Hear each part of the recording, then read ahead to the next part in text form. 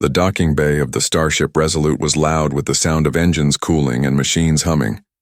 Alien officers stood in a half circle, their sharp eyes scanning the new recruit who had just stepped on board. They were expecting someone impressive, someone who looked like a warrior or at least a genius. What they saw instead was ordinary. The human was tall but not threatening. His shoulders were broad, but his posture was relaxed. He carried no weapons, no special gear. His uniform was plain. His expression gave nothing away. He looked more like a worker from a quiet colony than someone ready for a warship. The alien captain, a tall figure with silver skin and glowing eyes, tilted his head. "Human," he said slowly, his voice echoing in the metallic bay. "What skills do you bring to this crew?" For a moment, silence filled the air. The officers shifted uncomfortably. Some whispered to each other. They all knew humans had a reputation. Some called them unpredictable. Others called them dangerous. But none expected this one to pause so long before answering. Finally, the human lifted his head. His voice was calm, almost soft. "I don't talk much, sir," he said. Then, after a short pause, he added, "But I can cook." A ripple of confusion moved through the gathered aliens. Cook? Did he misunderstand the question? This was a starship traveling through hostile territory. They fought pirates, smugglers, and war fleets. They needed fighters, engineers, pilots, not someone to stir food. One officer, a reptilian being with sharp teeth, hissed in irritation. "This is a waste of time. He should be sent back to his planet." But the captain only studied the human for a long moment. The glowing eyes flickered with interest, not anger. Then, with a shrug, the captain said, "Works for me." The human nodded once without smiling and followed the crew into the ship. Life on the Resolute was tense. The war with the Kavar Dominion had stretched on for years. Every crew member carried the weight of battles lost, comrades gone, and the endless stress of survival. They didn't trust easily, and they had little patience for weakness. That was why, on the first day, many avoided the human. He spoke little, offered no stories, and didn't try to win their attention. He simply asked where the kitchen was. The ship's kitchen wasn't much to look at. A small chamber with storage units, heating coils, and bland ration packs stacked in neat rows. Food here was not about taste.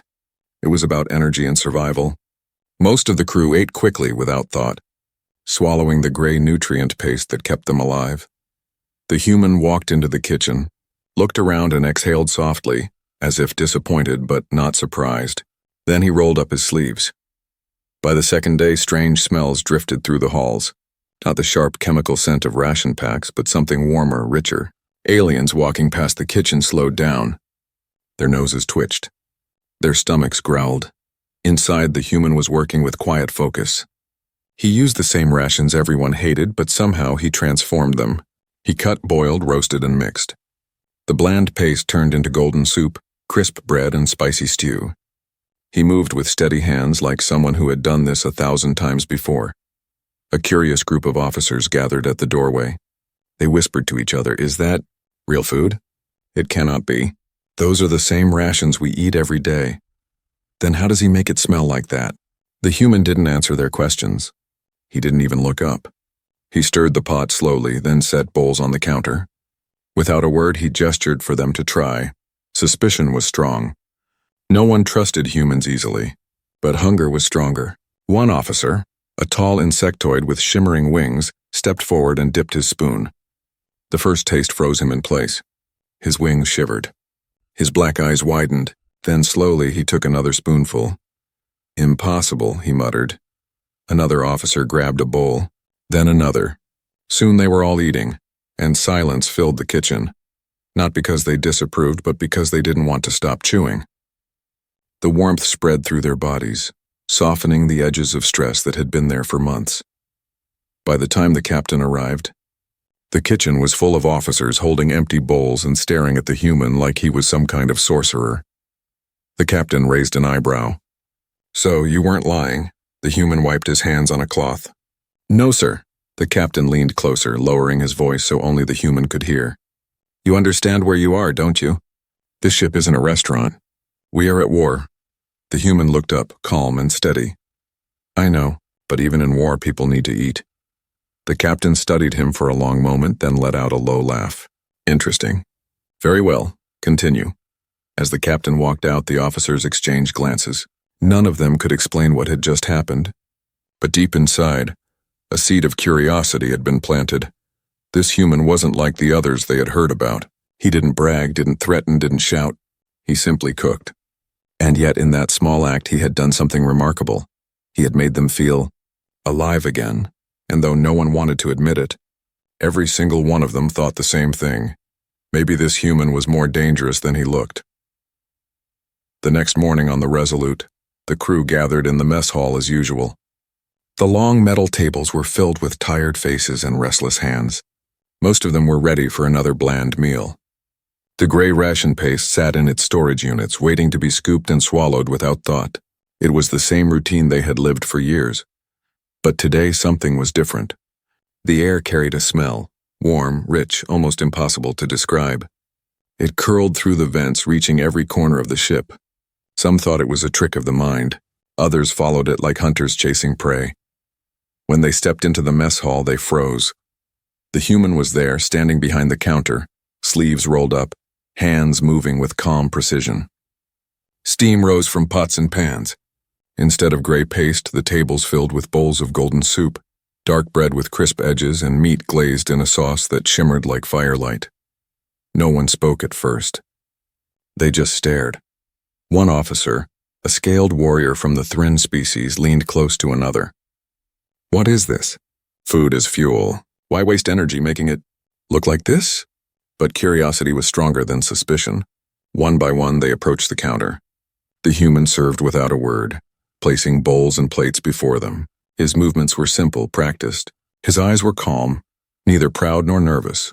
The first bite came from a young cadet, an insectoid alien with clear wings folded tight against his back.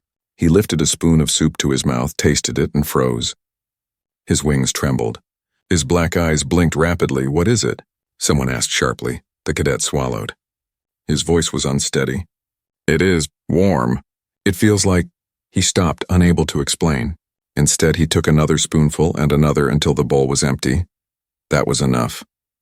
Chairs scraped against the floor as more crew rushed forward. Soon the hall filled with the sounds of spoons tapping bowls, bread being torn and throats swallowing hungrily. Silence fell again, but not the cold silence of before.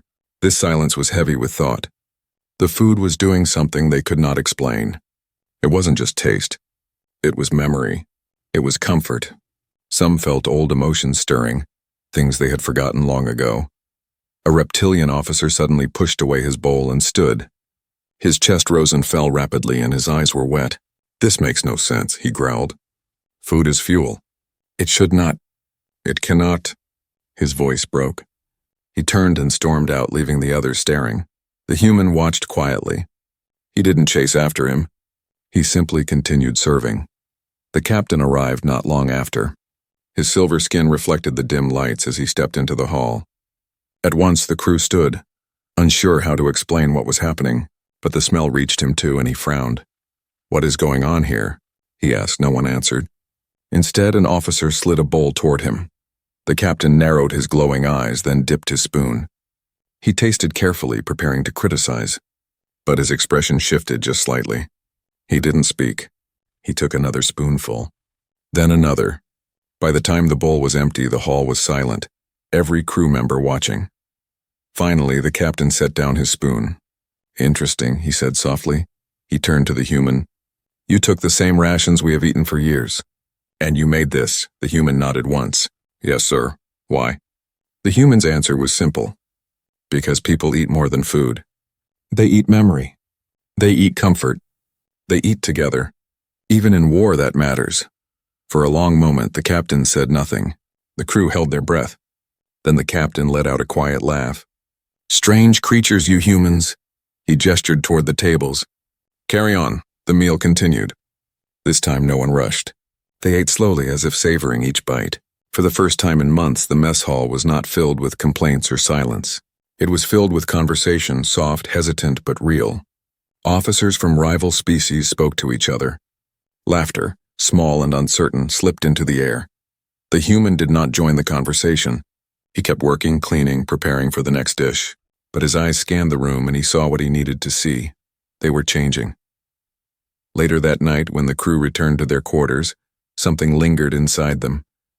The fear, the anger, the exhaustion, they were still there. But now something else had been added. A warmth. A reminder that life was more than endless war. Not all accepted it. Some muttered that it was weakness, that taste meant nothing against the fire of plasma cannons. But others began to wonder, if one human with only food could shift the mood of an entire warship, what else might humans be capable of? The captain, alone in his quarters, stared at the stars outside the viewport. He had fought many wars, seen countless species rise and fall, but tonight he felt unsettled, not because of the enemy fleets gathering in the distance, but because of one human who said little yet changed so much. The captain whispered to himself, "What are you really, human? And what have I brought aboard my ship?"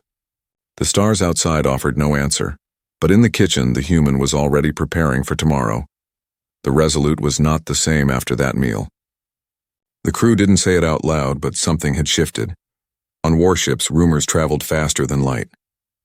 By the next rotation, every corridor carried whispers, not about a battle, not about orders from high command, but about the human in the kitchen. "They say he made the rations taste like sunlight," one voice hissed in the engineering bay. "Nonsense. Rations cannot change," another muttered, though his tone was uncertain. "I tasted it myself. My claws stopped shaking after. My chest felt lighter. Tell me that was chance." The stories spread, changing shape with each telling. Some claimed the human used secret human chemicals. Others swore he had old Earth recipes locked in his memory. A few went further, whispering of sorcery, ancient human tricks that no alien had ever understood. No one admitted it openly, but every crew member wanted more. The mess hall filled earlier than usual the next day. Tables that once sat in silence now buzzed with low voices. Enemies sat near each other. Species that barely spoke before leaned closer. When the human entered, sleeves rolled, eyes calm, the room grew quiet. They watched him like predators watching prey, but not with hunger for blood. Hunger for something else. He set to work. His hands moved steady, chopping, stirring, folding. The same dull rations were transformed again. Bread that steamed when broken, sauces that clung like fire and smoke. Spiced roots that burned the tongue but warmed the heart. No speech. No introduction. Just food. When the first bowls hit the tables, the crew didn't wait. They ate, and again the hall went silent. But this silence was not heavy. It was filled with awe. The taste pulled them away from the cold present, reminding them of places they had never even seen. Meadows. Hearths. Family. An insectoid soldier set down his spoon, clicking his mandibles softly. "I remember my first flight." My mother's voice. "I have not thought of it in decades." A reptilian warrior across from him grunted. "Your kind never speaks of family." The insectoid blinked. "Nor does yours." For a moment the table held its breath. Two species who had been enemies for centuries locked eyes. Normally sparks would have flown. A fight would have broken out. But instead they both lowered their gazes and returned to eating. The human said nothing, but he noticed. Outside the mess hall, conversations changed. Officers worked smoother in the engine rooms. Orders were followed with less shouting. Even in training, rivalries dulled, but not everyone was pleased. Lieutenant Direk, a proud Thrin with scales black as steel, stood at the back of the hall one evening, arms crossed. His voice carried sharp across the room. "This is weakness," he spat. "We are soldiers, not children." He softens you with flavor and you follow like cattle. The crew froze. The human looked up from his pan, but his eyes were calm. He didn't answer. "Say something," Drek barked, stepping closer. His teeth glinted. "What trick do you play on us?" The human stirred the pot, then ladled soup into a bowl. Without a word, he slid it toward the lieutenant. Drek sneered, but the smell reached him. Against his will, his nostrils flared. His hunger betrayed him. Slowly, he picked up the bowl and drank. The hall watched.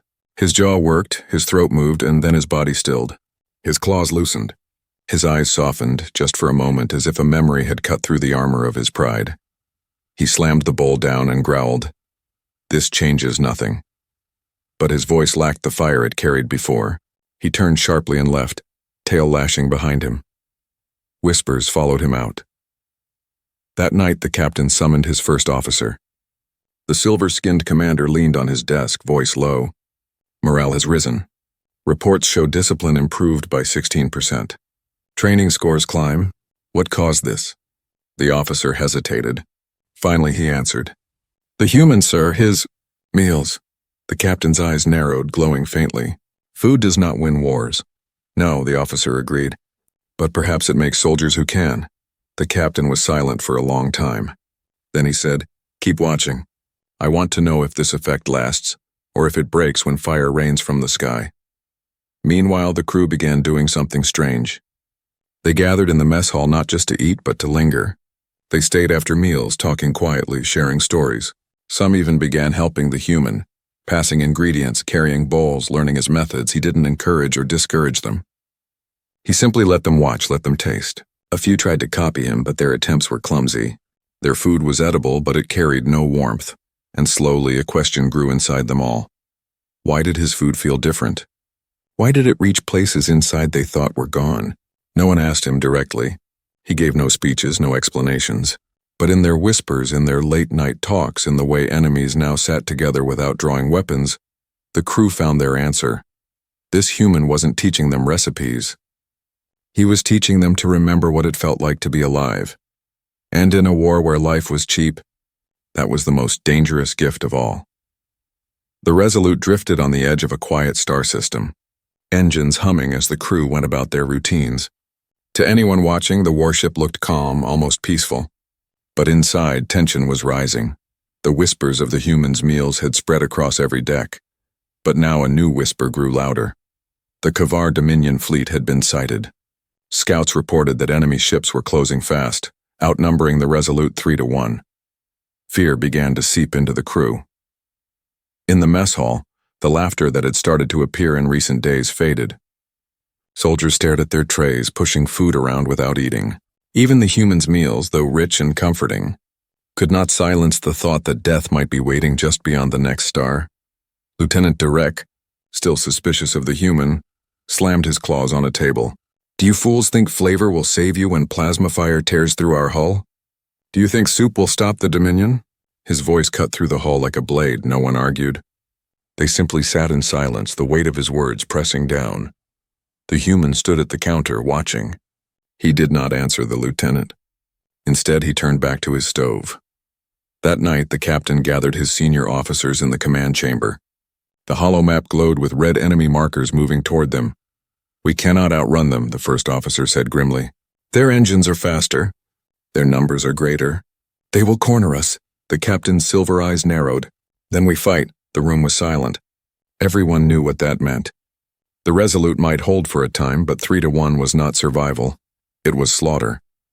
After the meeting, the officers returned to their posts. But dread lingered like smoke. Crew members whispered in corners. Some sharpened blades as if it might matter. Others sat in silence, staring at walls, waiting for the inevitable. The next morning, the mess hall was full but quiet. Even the clatter of dishes sounded distant. No one spoke. Then the smell came. The human entered, carrying trays of bread baked golden, stew that bubbled with spice, roasted meat that filled the air with heat. He placed them on the counter one by one without speaking. At first, no one moved. The thought of battle dulled their hunger. But slowly one officer stepped forward, then another. Soon the room was filled with the sound of eating again. And something strange happened. The food warmed them, but not just their stomachs. It calmed the trembling of hands. It softened the knots of fear twisting in their chests. They began to speak not about the battle, but about home. About victories long past. About family names they had not spoken in years. The reptilian warrior who had once mocked the meals leaned back, scales glistening with sweat. I do not know why, he admitted, but I feel unsteady. My claws no longer shake. Others nodded.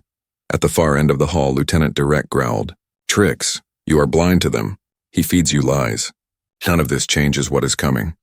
The human looked at him calmly, then spoke for the first time since the meal began. His voice was soft, but it carried across the hall. Fear is already here. It eats at you more than rations ever could. You cannot fight while you're starving inside. Drek bared his teeth, but for once he did not answer. When the captain entered the hall, he paused. The change was visible. The crew who had been pale with dread now sat taller. Their eyes were sharper, steadier. Conversation flowed again, low but alive.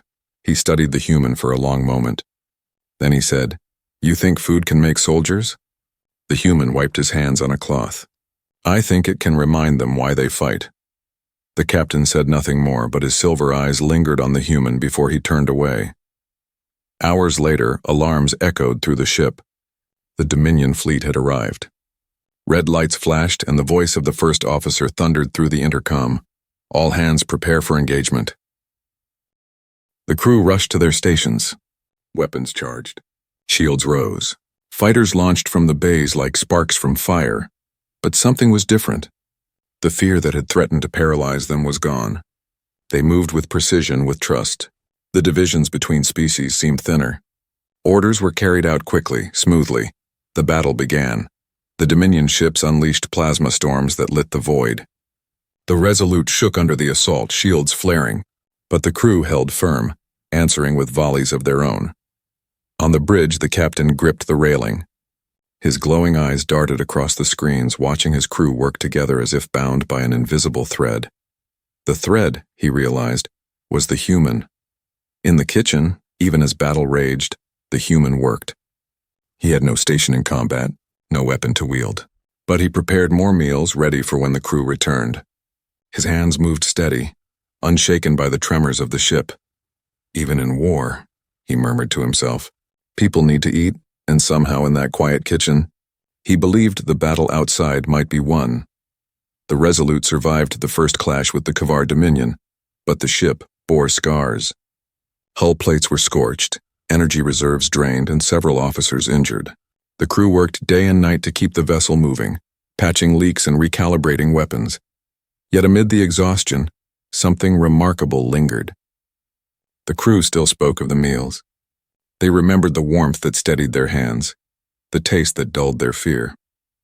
It had not won the battle for them, but many whispered that without it, they might have broken. The captain heard those whispers, and though he never admitted it aloud, he began to wonder too. One evening, after long hours of repair, the mess hall filled again. The human was there, quiet as always, stirring a pot of thick stew. His hands moved slowly, carefully. He added powders from small jars he had hidden in his pack. To the crew, the ingredients looked ordinary: crushed leaves, ground roots, bits of dried fruit. But the smell that rose was anything but ordinary. The captain entered the hall and stood watching. At last he stepped closer and spoke. "You take the same rations we all eat," the captain said, his silver voice echoing. "And yet when you touch them, they change. Why?" The human looked up, meeting the captain's glowing eyes. His own gaze was steady, but there was a shadow of something behind it. Memory, maybe sorrow. "Because food isn't just food," he said quietly. "It carries stories. It carries memory. When I cook, I'm not just mixing ingredients. I'm carrying pieces of home, pieces of life. That's what you taste." The hall was silent. Crew members leaned closer, listening. No one had ever heard him speak this much at once. The captain tilted his head. "Stories? We are soldiers, not poets. What good are stories when plasma fire rains down?" The human's voice did not rise, but every word seemed to press heavier. "Stories remind us why we stand in the fire. You eat to live, but living is not just breathing. It's remembering who you are, where you came from, what you fight for. Without that, war devours you from the inside before the enemy ever does." The words struck the hall like a shockwave. The crew looked at each other, uneasy but thoughtful. Lieutenant Direk, ever skeptical, bared his teeth. "Pretty words, but tricks, nothing more. You think we need comfort? We are forged in battle. We need strength." The human turned toward him, eyes calm. "And do you know what strength is, Lieutenant? It's not the sharpness of your claws. It's not the weight of your blade. Strength is standing when fear tells you to fall. Strength is remembering why your heart still beats. That is what I give you." For the first time, Direk had no answer. His jaw shut tight, his eyes burning with confusion he could not name. The captain studied the human carefully. "Your people," he said slowly, "are known for their unpredictability, for fighting harder than logic allows. Is this your secret? Not weapons, not ships. But this?" The human shrugged, rolling his sleeves back down. "Maybe we fight with more than steel. We fight with memory, with fire, with each other. Cooking is just one way of carrying that." A murmur spread through the hall. For some it was revelation, for others unease, but none could deny that his meals had changed them. Later that night, when most of the crew had gone, The captain lingered in the kitchen. The human cleaned his pans in silence until the captain finally asked, "And what of you? Do your meals carry your stories, human?" The human's hand stilled. For a long moment he did not answer. Then he spoke, voice low. "Yes, every dish I make is a memory of Earth. My mother's bread, my father's stew, fireside meals when the nights were cold. I carry them with me because I don't know if I'll ever see them again."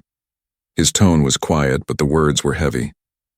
For the first time, the captain saw not just a cook, but a man carrying the weight of a lost world. The next day, during weapons drills, the crew moved sharper than before. The humans' words still echoed in their heads. When orders came, they obeyed faster, with less doubt. Even species that had distrusted each other worked side by side. In the corridors, whispers carried again. Food is not just food. He puts memories in it. He gives us something the Dominion cannot take. The legend of the human grew. But legends draw attention. Far beyond the ship, the Dominion commanders began to hear strange reports. Whispers from spies and intercepted transmissions spoke of a human who changed crews with nothing but meals. They laughed at first until they saw the numbers. Battles where the Resolute should have fractured, but didn't. Soldiers who should have broken, but didn't. And the question spread among them. What weapon had the humans hidden this time? On the Resolute, the captain stood once more in the mess hall, watching his crew eat. He no longer doubted that something powerful was at work here. Not magic, not trickery, but something far more dangerous, something that united hearts as well as hands. He turned to the human. "You carry more than recipes. You carry the soul of your species." The human did not smile. He only said, "And that, Captain, is the secret ingredient." The Resolute drifted in silence, hidden in the shadow of a dead moon. The Dominion fleet had not given up. Scouts reported more enemy ships closing in, twice as many as before. The crew worked like machines, loading weapons, sealing breaches, preparing for what felt like their final stand. Tension wrapped the ship like a coil of steel. Every breath felt heavy. Every corridor echoed with footsteps that moved too fast, too sharp. They were ready to fight, but under the surface everyone knew the truth. This battle might be their last. The captain stood on the bridge, eyes fixed on the glowing hollow map of incoming ships. His silver gaze burned, but his voice was steady. "We will hold as long as we can." But deep inside, even he wondered, how long is that? That evening, while the ship prepared for battle, the human was in the kitchen. He had been quiet all day, watching the crew rush past him, feeling the storm in the air. And now, as alarms flashed in distant halls, he began to cook. Not just a meal, a feast. He took every scrap of ration, every hidden jar of spices, every last bit of dried fruit and root. He worked with a focus sharper than ever before. His hands chopped, stirred, folded, and roasted. The smell that rose filled not just the mess hall but the corridors beyond. One by one, soldiers stopped in their tracks. Heads lifted. Stomachs growled. Even fear paused for a moment, caught by the strange warmth curling through the vents. The word spread like fire. The human is cooking again. Soon the mess hall overflowed. Officers, engineers, medics, every species crowded inside. Even those who had resisted before came now, drawn by hunger they could not explain. The human stood at the center, setting down bowls of steaming stew. Roasted meat glazed with sweet fire, bread baked until its crust cracked with golden light. The smell was overwhelming, rich and alive. He did not speak at first. He simply served. Then, when every table was full, he looked at them all. His voice was soft, but it carried. "Tomorrow we face fire. Maybe we win, maybe we don't, but tonight we eat. Not just to fill our bodies, but to remind us what we fight for. We fight for moments like this, for the chance to sit together, to taste life, to be more than soldiers." The hall was silent, every eye fixed on him. Then slowly they began to eat. The first bites broke the silence. Then came laughter. Quiet at first, then louder. Enemies sat side by side, sharing bread, trading bowls. Memories spilled into the air. A Thryn warrior spoke of his clutchmates. An insectoid soldier whispered of the sky songs of his people. A reptilian and a mammal, once sworn rivals, laughed together over who could eat more spice without choking. For the first time in years, the crew felt whole. Not fractured, not weary, but alive. The captain entered, drawn by the sound. He stood at the doorway, silver eyes scanning the room. Soldiers who had once barely spoken now leaned close, voices warm, faces bright. And at the center, the human moved from table to table, quiet as always, but carrying with him the strange weight that bound them all. The captain stepped forward. "You've done it again," he said softly. The human shook his head. "Not me, them. They just needed to remember." The captain studied him for a long moment, then nodded. "Very well. Let them remember. Tomorrow we will need every memory, every ounce of strength you've given them." Hours later, as the feast ended, the crew did not disperse in silence as before.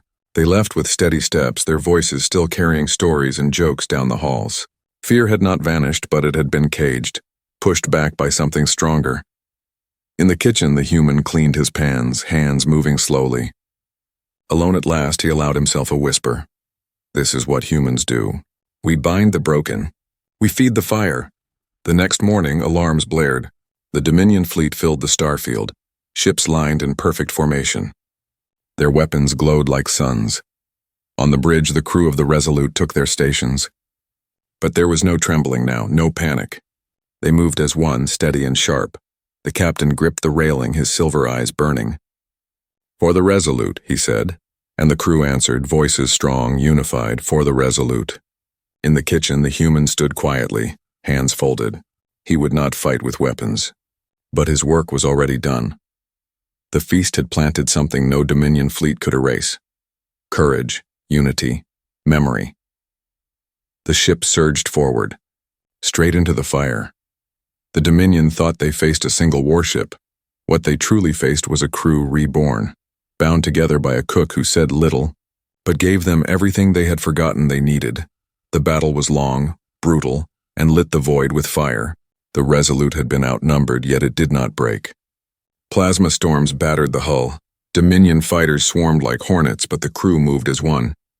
They covered each other, filled gaps without hesitation, and fought with precision that stunned even their captain. By the time the enemy retreated, the Resolute was battered, its armor scorched and its engines smoking, but it was still standing. The crew, bloodied and bruised, stood with it, and the Dominion, for all their numbers, had fled. When the smoke cleared, the mess hall filled once again. Not for rations, not even for hunger, but because the crew wanted to be there together. They wanted to see the human. He moved among them as calm as ever. His hands still smelled of spice and bread, his eyes quiet. He cooked with what little supplies remained, crafting something simple, soup thick with roots, bread torn into pieces, a stew that tasted faintly of smoke but warmed the chest. The crew ate in silence at first, but this silence was different from all others. It was not fear. It was not exhaustion. It was reverence. They all knew the truth. They should have died today, and yet they hadn't. Some whispered that his meals had carried them through. Others swore the strength in their limbs had come from his food. None could explain it, but none denied it. The captain entered last. His silver skin gleamed in the low light, his glowing eyes sharp. He stood before the crew and said simply, "We were not supposed to survive." The room stayed silent, every soldier watching. "But we did," the captain continued. His voice grew firmer.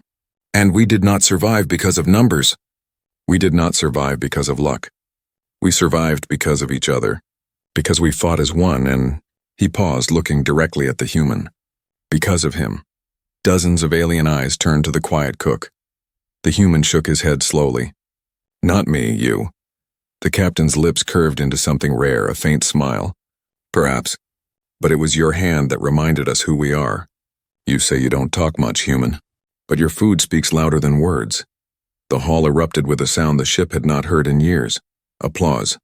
Different species, different voices, hands and claws and wings, all striking in rhythm. For the first time, the Resolute felt more than a ship. It felt like a home. But outside, the galaxy was already whispering. News spread fast across the stars. The Dominion carried reports of a warship that fought with impossible unity. Rumors twisted in shadow markets, across comm relays, through smuggler networks. "They say the humans carry a weapon stronger than guns," a trader muttered in a dusty port. "What kind of weapon?" another asked. "Not bombs. Not blades. Something stranger. Something you eat."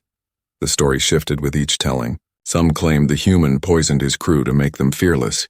Others swore he fed them enchanted meals filled with earth magic. A few even whispered he could bend minds with taste alone. Whatever the truth, one thing spread through every whisper: beware the humans. They change you. On the Resolute, the human stood in the kitchen, cleaning his pans as always. He worked in silence, sleeves rolled, hands steady. But inside, he knew the ripples had already left the ship. The galaxy was watching. The captain joined him, leaning against the doorway. "Do you realize what you've done?" The human glanced up. "Cooked dinner?" The captain chuckled softly. "You've given us more than that. You've given us reputation. Soon every enemy will fear what you represent, and every ally will want you on their ship." The human shrugged. "I only cook," the captain shook his head. "No, you remind us why we fight. And that human may be the most dangerous weapon of all." That night, as the ship sailed into the dark between stars, the crew slept lighter. They dreamed of meals, of laughter, of home. And though the war was far from over, though more battles waited, the crew of the Resolute no longer felt alone in the void. Because at the heart of their ship, in a small steaming kitchen, a human stood, quiet, unshaken, carrying the soul of his people in every dish. Burway. In Dominion command chambers, admirals debated. What are these humans? They fight with memory, with fire, with something we cannot measure. And across neutral stations, alien travelers whispered, the humans don't talk much, but give them a kitchen, and they'll make you remember what it means to be alive. On the Resolute, as another day began, the captain found the human at work again. He watched silently for a while, then said, "You don't speak much, human, but you've said more than most commanders in my lifetime." The human looked up, eyes calm, and gave the smallest of shrugs. "Works for me," the captain smiled. "Yes, works for me." And the story of the silent cook, the human who bound warriors with food, began to spread across the stars.